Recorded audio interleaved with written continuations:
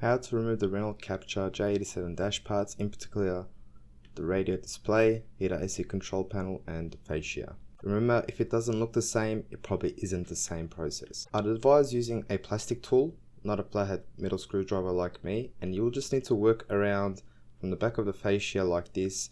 Don't just pull out one side completely, work all around, as there's these yellow clips that are all around.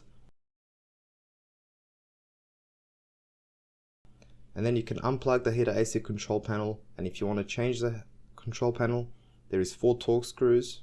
Once you remove these 4 torque screws, you can change that around and put everything back together.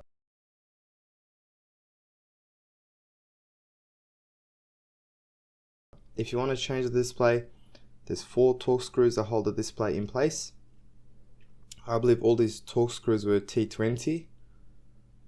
And once you remove all of these screws, all that's left to do is to pull the display out towards you.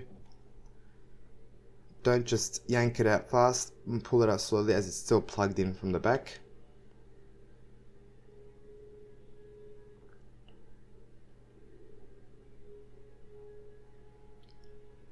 And then it's just a matter of unplugging from behind. Most of these, there's little sections of the plugs that you just press on like this, and they'll come off quite easily, except for the last one where you're supposed to push from that side, but it doesn't really unclip easily. So I found another way of going in between with a little clip remover tool like this and actually pulling it to detach the clip for this plug. I'll show you when it's up as well.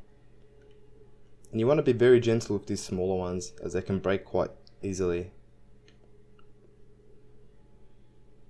Please don't forget to like, comment and subscribe, and if you do want to support the channel more, you can always send a super thanks by clicking onto the button underneath the video. Any amount, even the bare minimum, is much appreciated.